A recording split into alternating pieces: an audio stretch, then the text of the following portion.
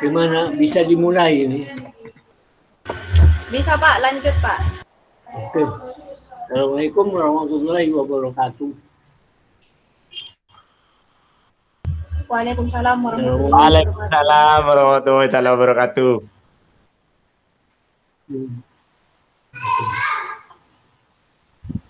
Kemarin yang nggak masuk kan diberi tugas dengan saya untuk menjawab pertanyaan siapakah ahli waris yang memperoleh hak warisnya, kan gitu.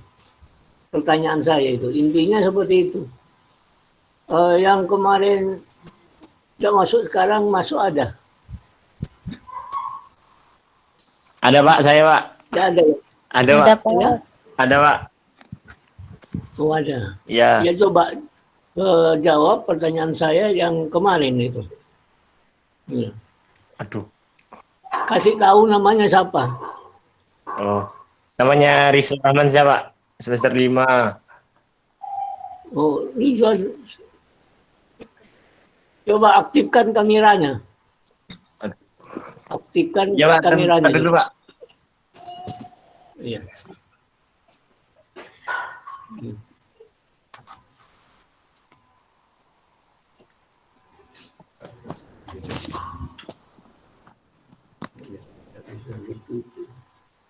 Sudah aktif Pak. Iya. Namanya siapa? Namanya Rizal Pak. Namanya Rizal ya? Iya Pak. Oke, coba saudara jawab pertanyaan saya. Ini apa namanya? Saya lama dong kuliah nih Pak. Baru kuliah nih Pak. Dianggap hadir. Iya.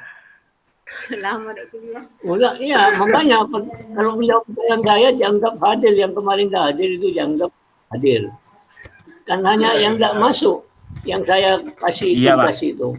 Kalau yang hadir juga tidak hadiran itu. Kalau saudara menjawab pertanyaan saya anggap hadir sudah yang kemarin itu.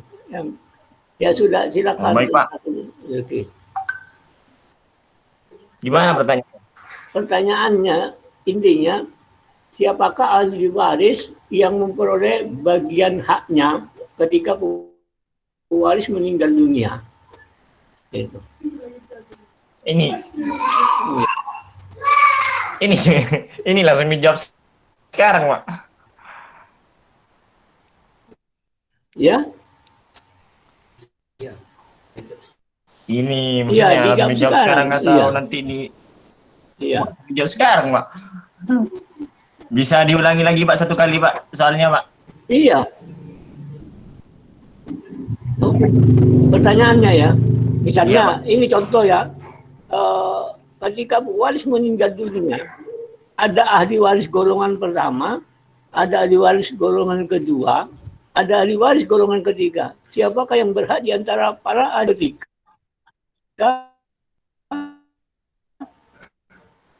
Pewaris meninggal dunia. Itu contoh. Nah, ini sudah dibuka sudah. Sebutkan golongan pertama, kedua, dan ketiga. Itu. Oh iya. Harus ingat asas itu.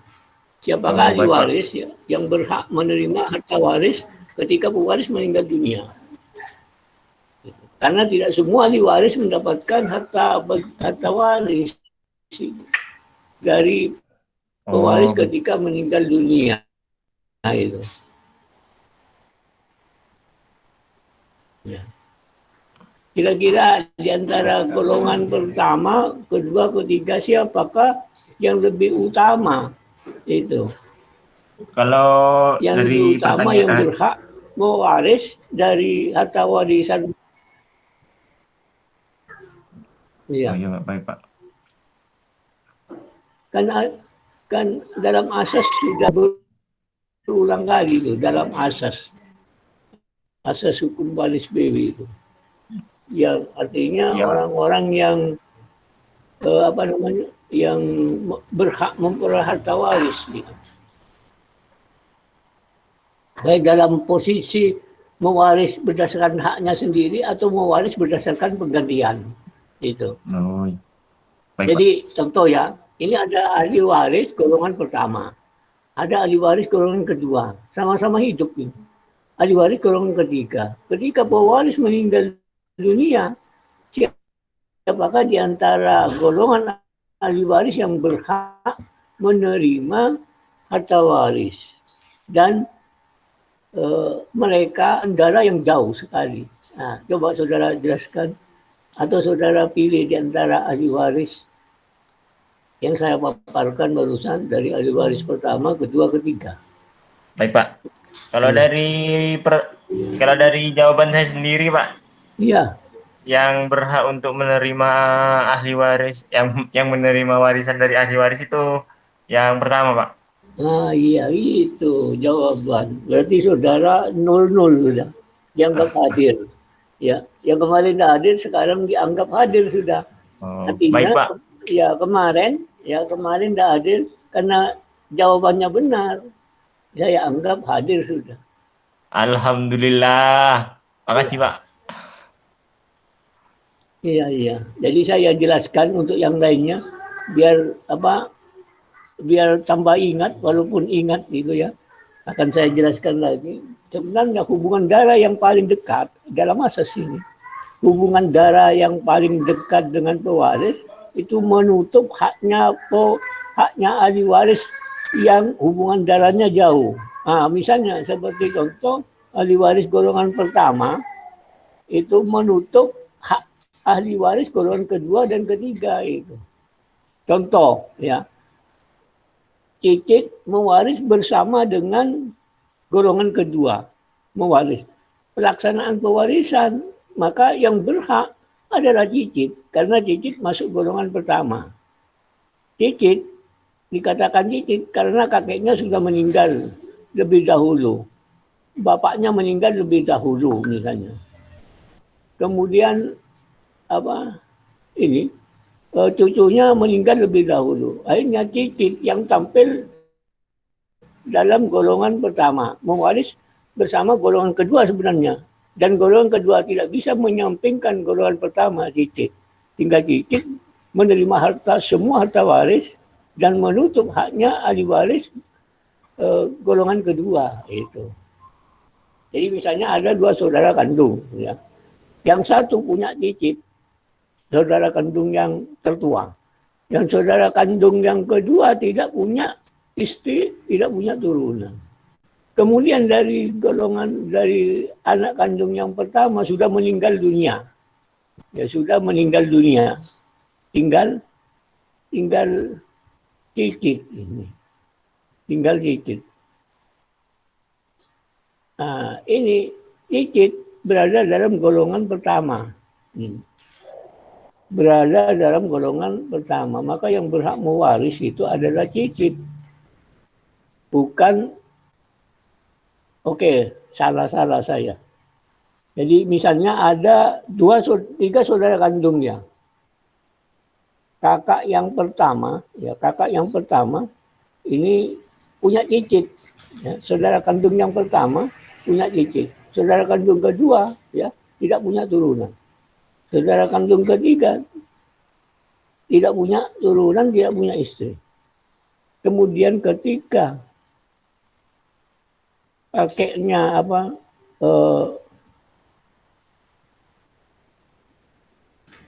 ayah kandung dari kakek cicit ini meninggal dunia, ya. Maka yang berhak mewaris itu golongan darah yang terdekat, golongan pertama, karena cicit masuk dalam ahli waris golongan pertama. Maka yang berhak adalah cicit, yang lainnya ini tidak berhak, gitu.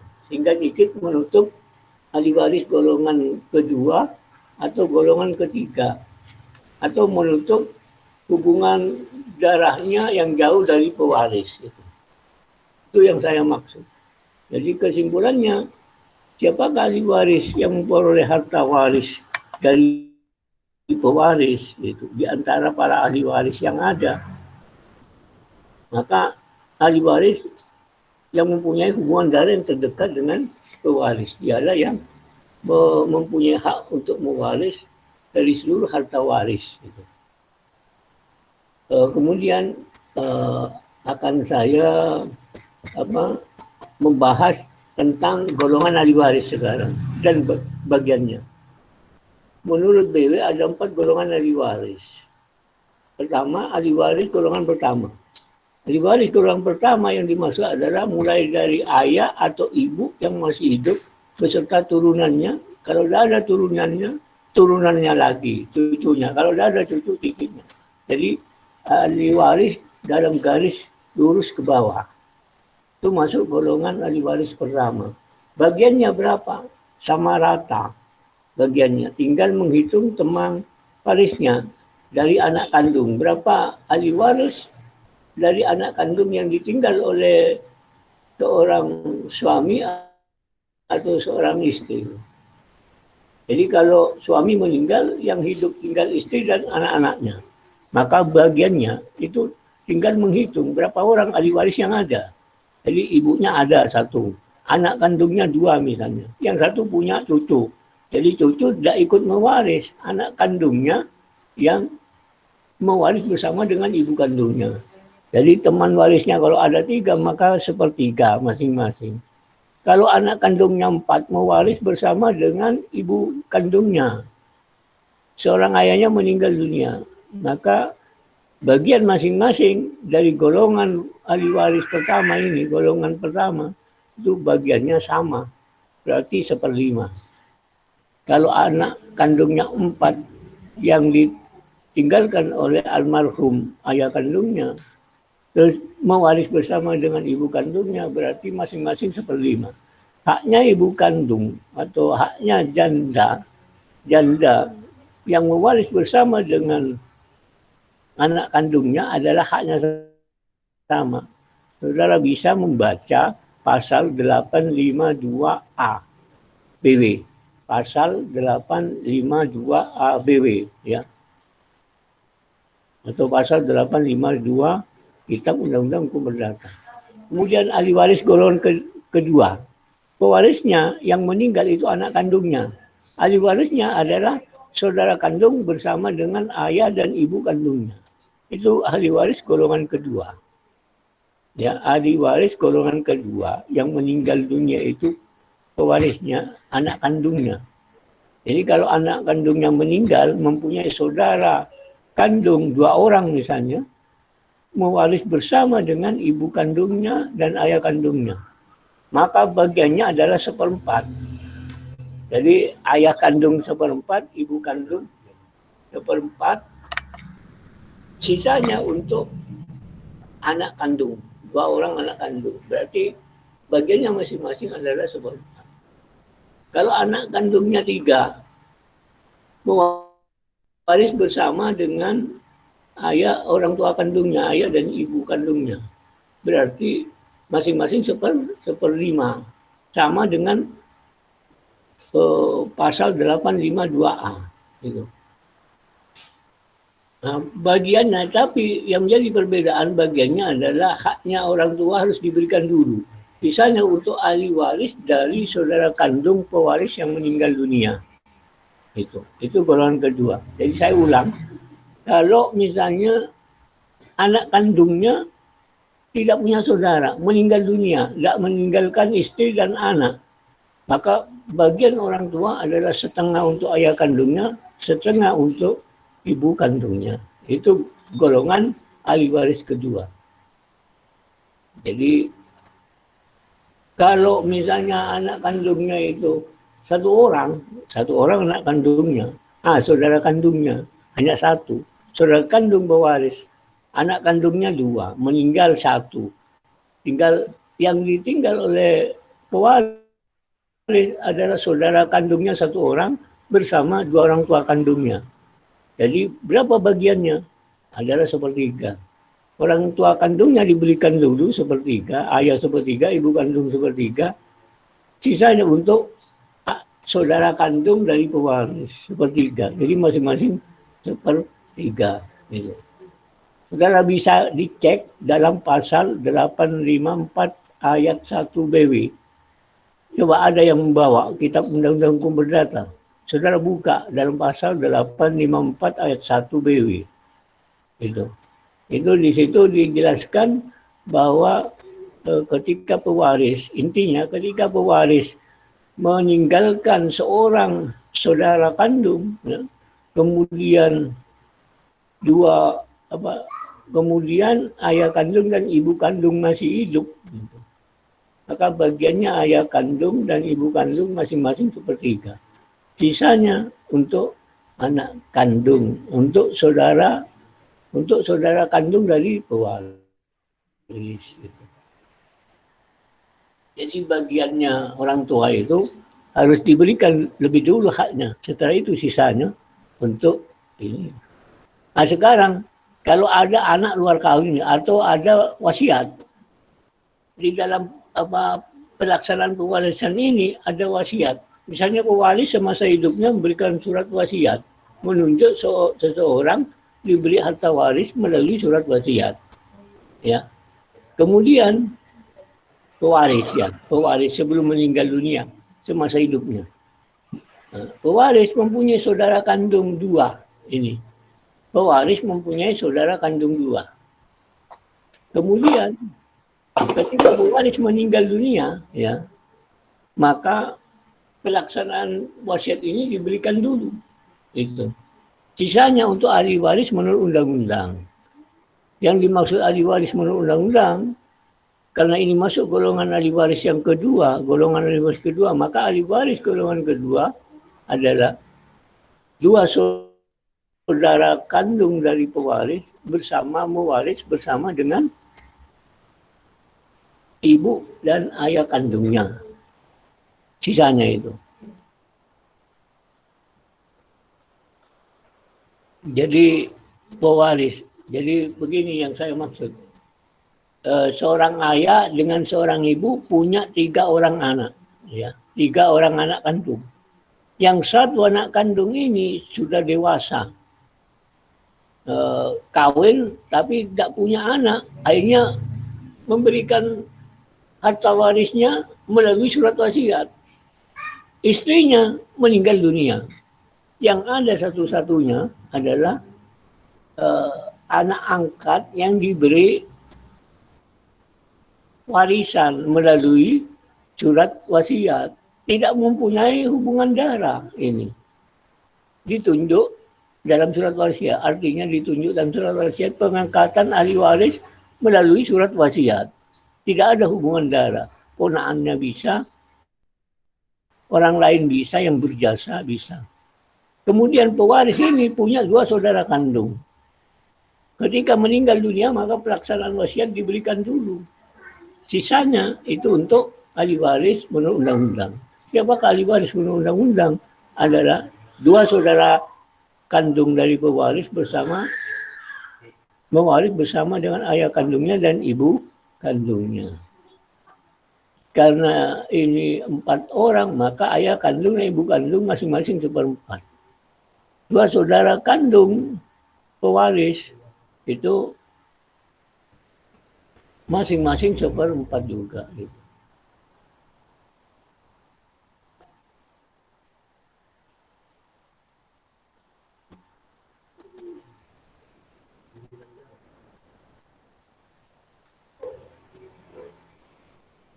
Kemudian untuk golongan ketiga, ahli waris golongan ketiga.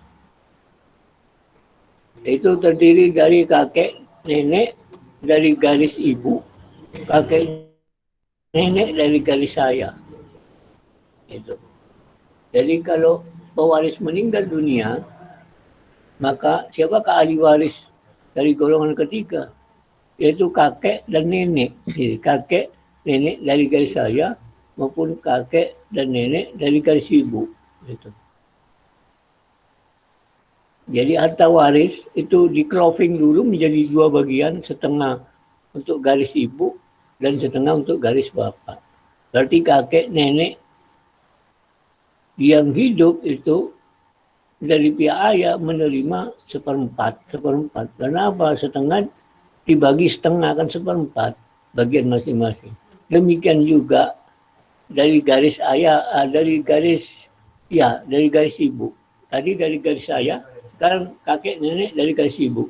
Setengah dibagi setengah. Berarti masing-masing 1/4. Jadi harta waris itu dibagi dua dulu. Baru setelah itu dibagi antara kakek dan nenek yang masih hidup dari garis saya maupun dari garis ibu. Kemudian yang golongan keempat, ahli waris golongan keempat adalah paman atau bibi dari garis saya. Paman dan bibi dari garis ibu. Kalau paman dan bibi sudah meninggal, maka turunannya yang harus tampil sebagai pengganti warisnya. Jadi paman dan bibi dari garis saya maupun dari garis ibu. Nah, kalau paman meninggal dunia, ada turunannya ya turunannya, paman dan bibi. Berarti kalau sama-sama hidup, paman dan bibi sama-sama hidup dari garis saya maupun dari garis ibu, maka harta waris dibagi dua. Sama dengan kalau pembagian golongan ahli waris golongan ketiga. Ini sama. Jadi setengah satu dibagi dua, setengah itu untuk paman dan bibi dari garis ibu, paman dan bibi dari garis saya. Jadi masing-masing dapat seperempat itu. Kalau paman sudah meninggal dunia, tinggal anak kandungnya, ya, bersama bibinya, ya, maka yang seperempat haknya paman itu jatuh kepada anaknya. Dan haknya bibi ya jatuh kepada bibi dari garis saya. Demikian pembagian harta waris menurut golongan ahli waris masing-masing. Ada pertanyaan? Monggo silakan tanya.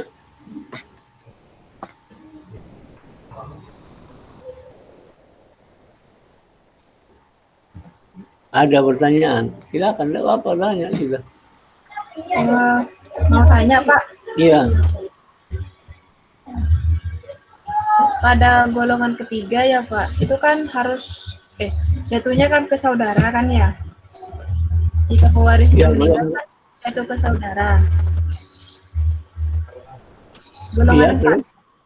Nah, jika pewarisnya itu tidak memiliki saudara, apa meninggal juga gitu Pak, itu jatuh kemana? Nah, sedangkan pewaris memiliki anak angkat, apakah anak angkat boleh menerima? Oh iya.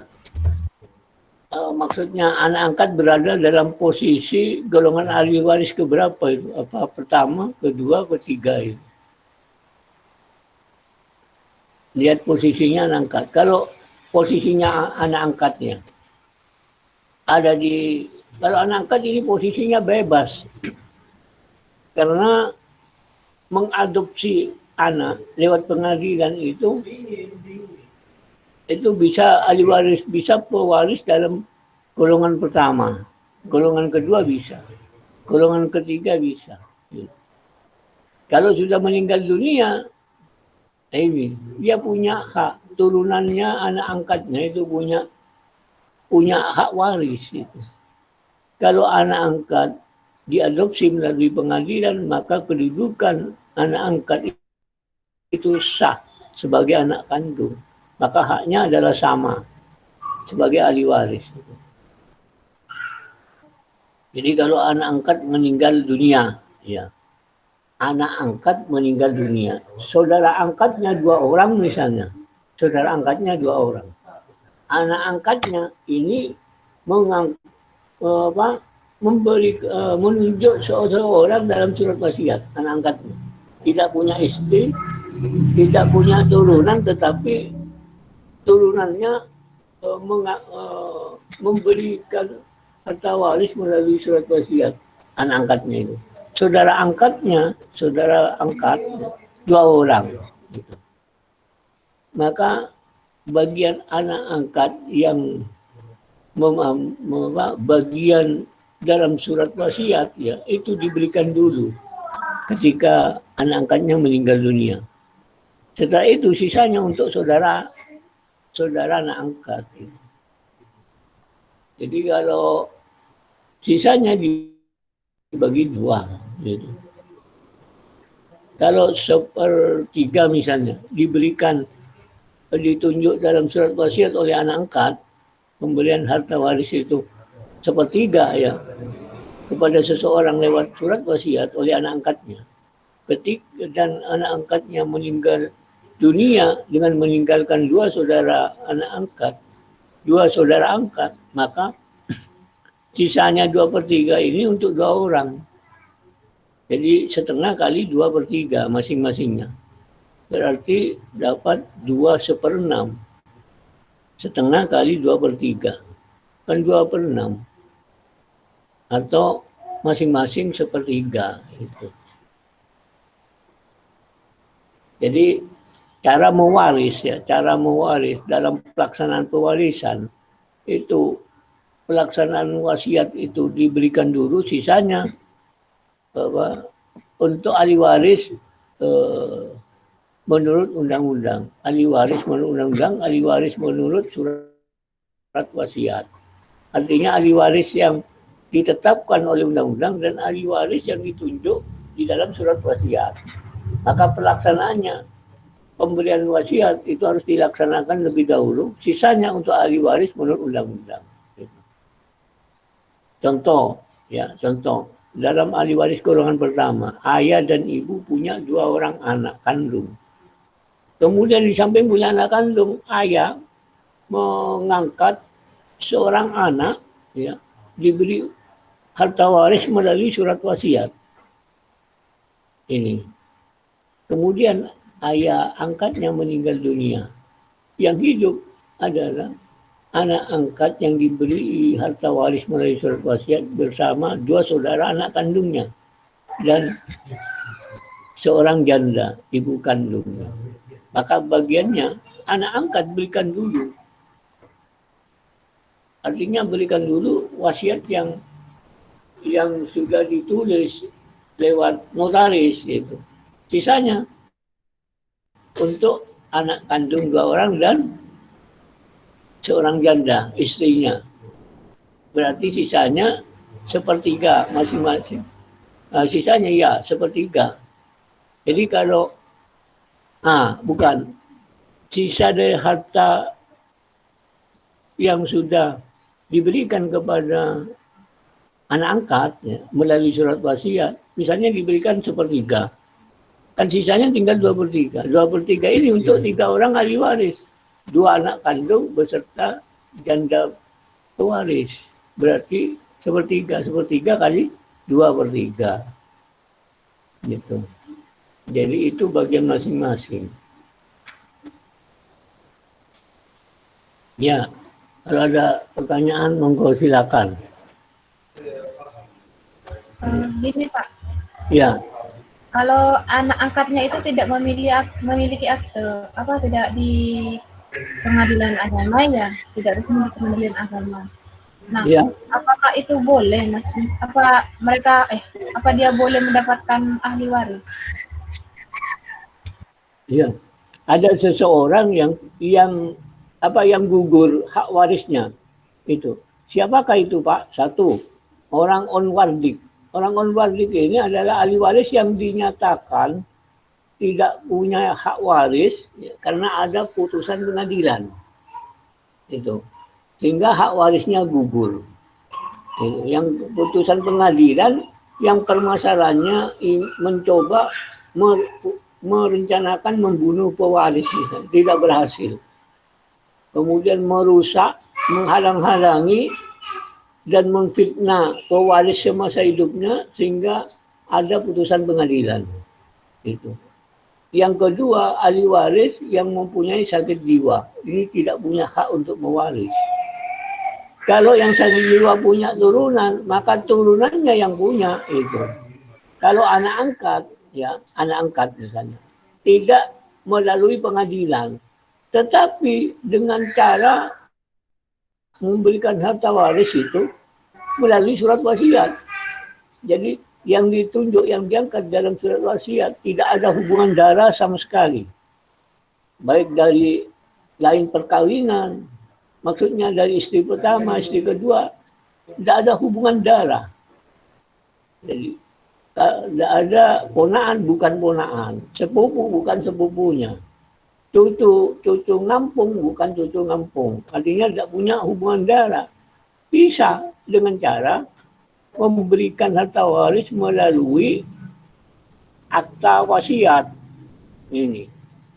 Tidak apa-apa, itu sah-sah menurut hukum. Walaupun dia tidak pengangkatan anak itu tidak, adopsinya tidak lewat pengadilan. Bisa saja, tidak apa-apa. Karena kalau pewaris semasa hidupnya, ya kan dalam undang-undang kan menyatakan dalam asasnya bahwa pewaris semasa hidupnya punya kewenangan bebas untuk memberikan harta warisnya kepada siapapun saja. Itu, kepada siapapun saja. Di satu sisi. Satu sisi terhalang oleh asas legitim porsi. Apa asas legitim porsi itu, Pak? Asas yaitu bagian mutlak dari ahli waris yang tidak bisa diganggu-gugat. Gitu. Jadi bagiannya, misalnya kalau dalam golongan ahli waris pertama anak 3, mewaris bersama dengan ibu kandungnya, masing-masing 1/4. Tapi yang berhak punya legitim porsi adalah ibu kandung tidak punya. Yang punya adalah anak kandungnya. Gitu. Kalau anak 1, legitim porsinya adalah setengah. Anak 2, 2/3. Itu. Jadi haknya dihitung dulu. Kalau anak 3 mewaris bersama dengan ibu kandung, masing-masing 1/4, maka 1/4 kali 2/3 itu besarnya legitim porsi. Nah ini seolah-olah bertentangan. Di satu sisi pewaris ini dihadapkan kepada masalah asas legitim porsi. Yang kedua, ini ahli waris mempunyai kebebasan itu. Nah, kalau kebebasan pewaris ini sewenang-wenang sehingga kedudukan ahli waris diabaikan oleh pewaris, ya, ini bisa dituntut juga lewat pengadilan. Karena bagian mutlak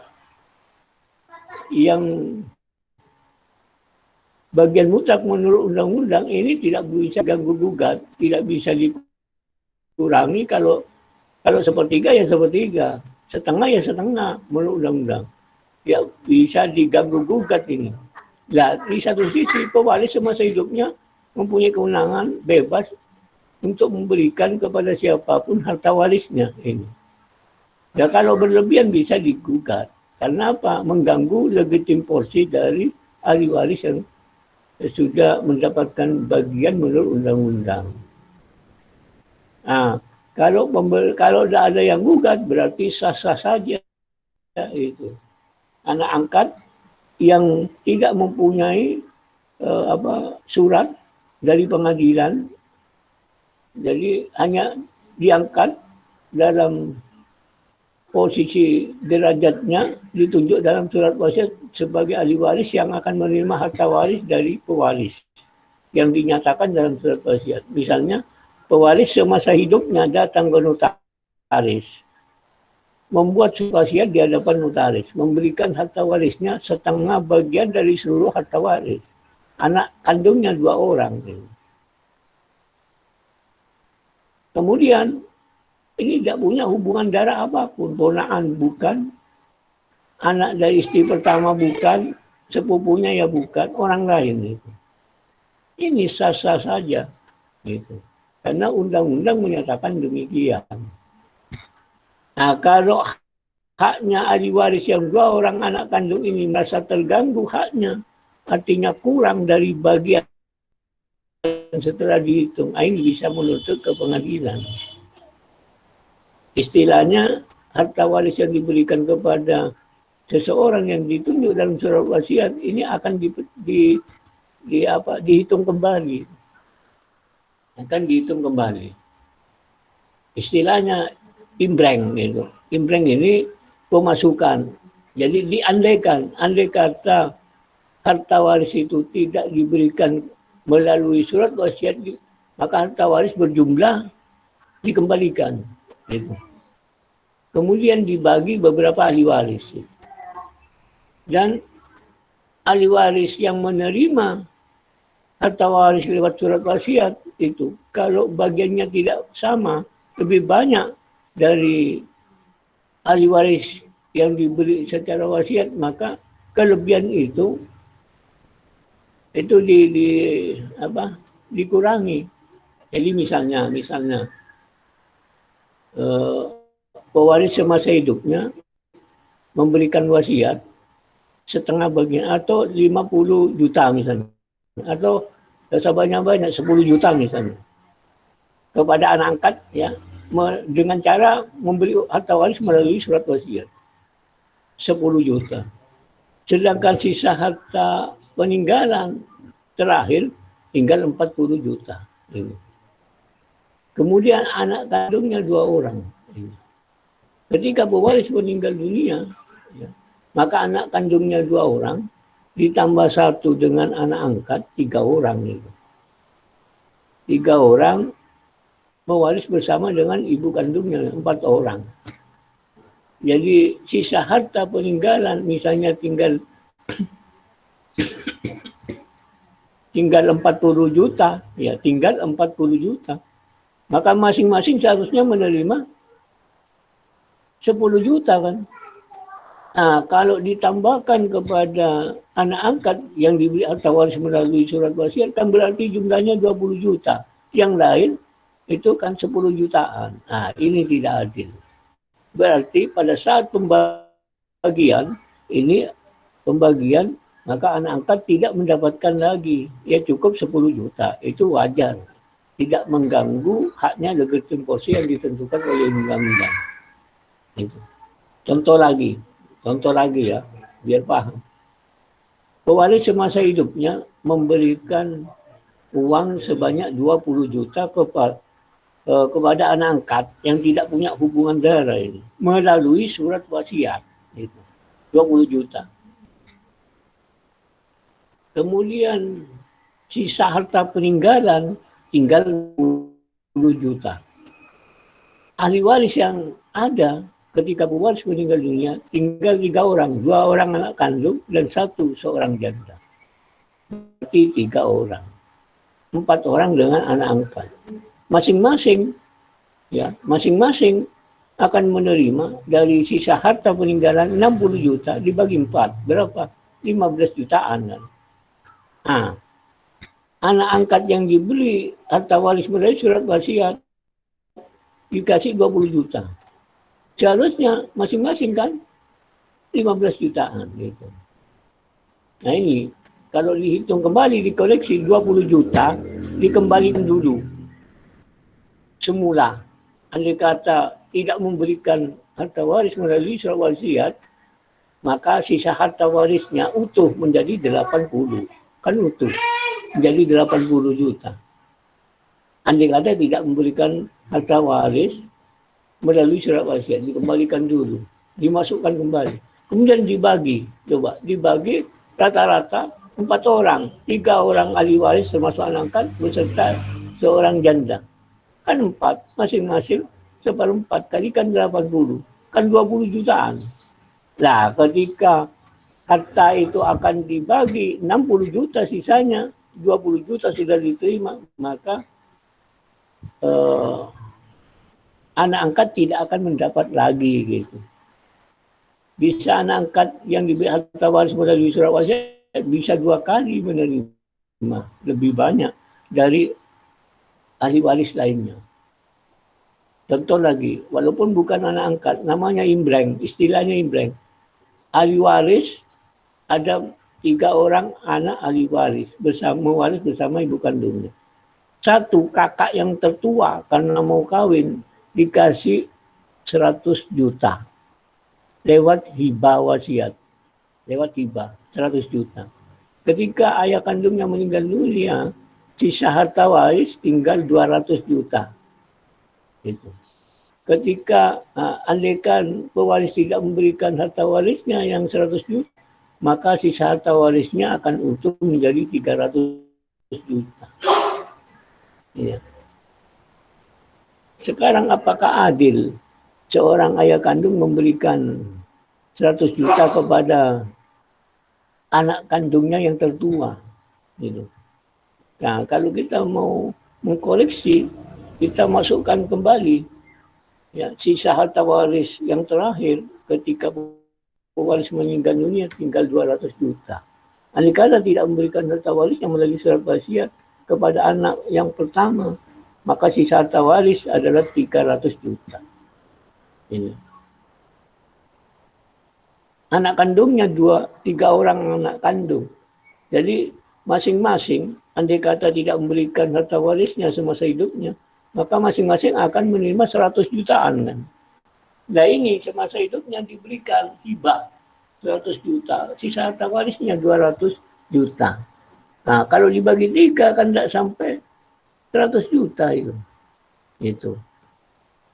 Kan tidak sampai 100 juta kalau dibagi 3. Yang sisa harta warisnya setelah diberikan kepada anak yang pertama. Itu. Karena anak yang pertama akan menerima 2 kali, menerima hibah dan menerima pembagian harta waris ketika harta waris dipecah. Pewaris meninggal dunia, sisa harta waris dipecah. Dibagi 3. Karena anak kandungnya 3 orang. Itu. Istri misalnya meninggal dunia. Anak kandung yang pertama dikasih harta waris melalui hibah 100 juta. Karena alasannya mau kawin. Ketika pewaris ayah kandungnya meninggal dunia, maka sisa harta warisnya tinggal 200 juta. Anak kandungnya semua 3 anak kandung gitu. Nah, pada saat sisa ini dibagi 3 kan masing-masing tidak di bawah 100 itu. Tidak adil. Berarti kakak yang tertua akan menerima 100 lebih.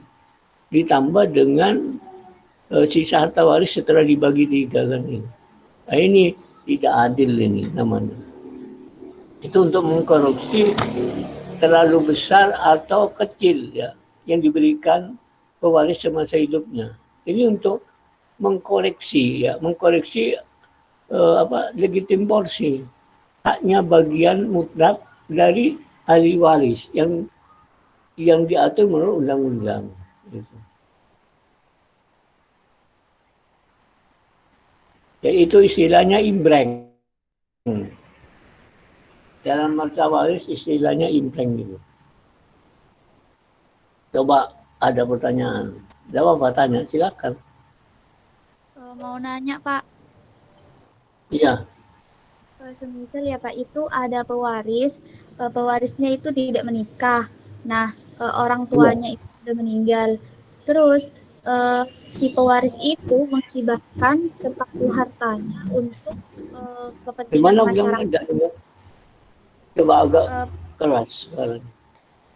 Oh iya Pak, pewaris itu menghibahkan separuh hartanya itu untuk kepentingan masyarakat, semisal untuk pembangunan masjid atau dan lain-lain dah Pak. Nah, terus separuhnya itu dihibahkan, diwariskan ke golongan 4 ke paman bibi, ke paman bibinya. Nah, yang paman bibinya itu kan sudah ada juga Pak, sudah meninggal. Kan otomatis keturunan dari paman bibi tersebut kan? Iya. Nah, ketika sudah pembagian seperti itu Pak, sudah clear ya pembagiannya, di suatu saat keturunan paman bibi itu menggugat atau merebut kembali warisan yang sudah dihibahkan untuk kepentingan masyarakat itu. Nah, itu hukumnya gimana, Pak? Oh, itu tidak ada hak turunan paman atau turunan bibi itu untuk menuntut kembali, tidak ada hak itu.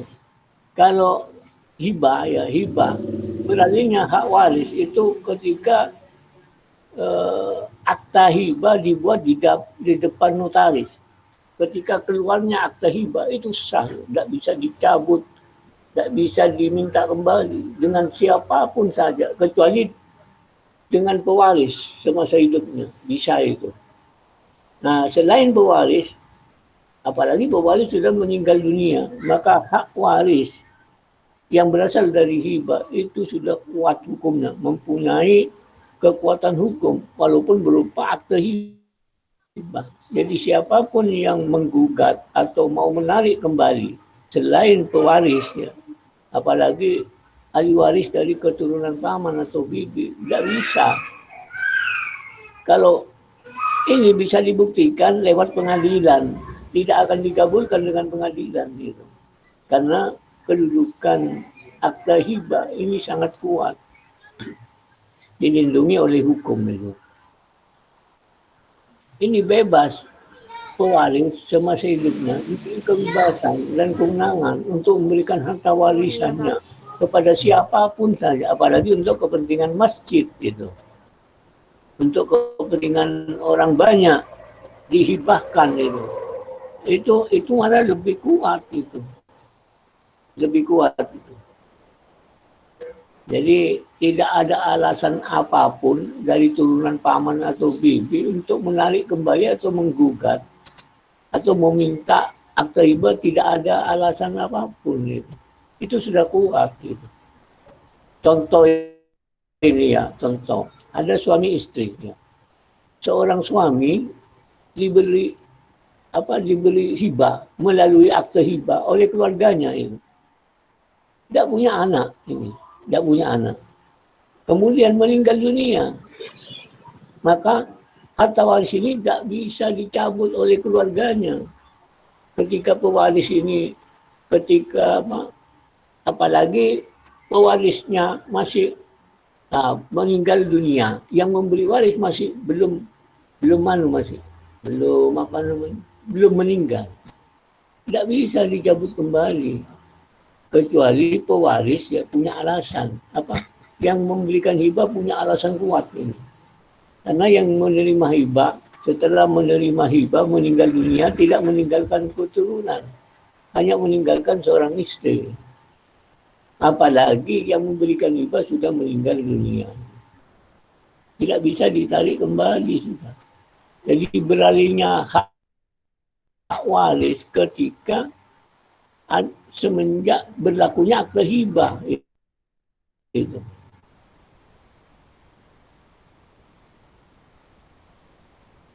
Bahkan itu untuk pribadi. Kalau yang pertanyaan tadi itu untuk kepentingan orang banyak kan. Artinya untuk kepentingan musola atau masjid. Jadi ingat-ingat sistem BW, harta waris ini, sistem BW tidak mengenal pemisahan harta waris. Jadi yang dikenal adalah penggabungan harta perkawinan yang diperoleh sebelum perkawinan maupun sesudah perkawinan dijadikan satu dengan harta perkawinan yang diperoleh setelah perkawinan. Ini kalau salah satu meninggal dunia, maka harta perkawinan berubah menjadi harta waris dan akan beralih kepada turunannya. Gitu. Harta waris itu jatuh kepada suami atau istri yang masih hidup, janda atau duda yang ditinggal oleh almarhumnya itu. Maka ahli warisnya yang berhak menerima. Tidak ada seorang pun yang punya hak untuk mencabut. Kecuali yang memberikan hibah masih hidup itu mempunyai kewenangan untuk mencabut. Tapi dengan alasan yang tepat itu. Karena apa? Karena pemberian hibah dalam bentuk akta hibah. Itu. Kalau akta hibah yang sudah disahkan oleh notaris itu sulit untuk dicabut kembali, walaupun menurut teorinya bisa oleh seorang yang memberikan hibah. Tapi akta hibah yang berasal dari notaris ini sah, sangat kuat. Gitu. Apalagi yang memberikan hibah itu sudah meninggal dunia. Saudara kandung atau keluarga dari yang memberikan hibah mau menarik kembali atau mau meminta harta yang dihibahkan tidak bisa. Karena ada ahli warisnya itu. Ahli waris yang berhak. Siapa ahli waris? Ya seorang istrinya. Gitu. Walaupun tidak punya anak. Gitu. Kecuali seorang istri ini meninggal dunia, maka harta waris ini kalau tidak punya anak itu akan kembali kepada keluarganya. Bisa jadi seperti itu. Tapi kalau melihat sistem hukum BW ini bisa jatuh, harta warisnya bisa jatuh kepada negara. Gitu. Kalau istrinya tidak punya saudara kandung, tidak punya ahli waris sebagai ini yang berhak menerima harta waris itu, maka harta waris itu akan jatuh kepada negara. Gitu. Satu-satunya akta hibah yang berupa tanah dalam akta hibah ini yang diperoleh dari harta waris ketika meninggal dunia, maka akan jatuh kepada seorang istri yang masih hidup. Kalau seorang istri ini meninggal dunia, bisa jadi jatuh kepada negara.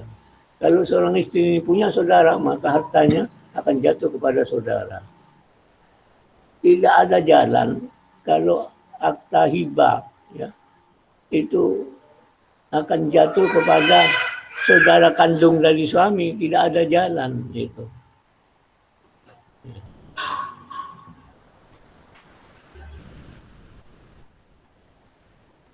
Ada pertanyaan, monggo silakan. Sudah Pak, cukup. Oh sudah cukup, oke. Saya akhiri sekian dulu. Tidak apa-apa ya, ini karena mendekati maghrib sudah. Ya, saya akhiri. Assalamualaikum warahmatullahi wabarakatuh. Waalaikumsalam warahmatullahi wabarakatuh. Mulai Mbak, mulai.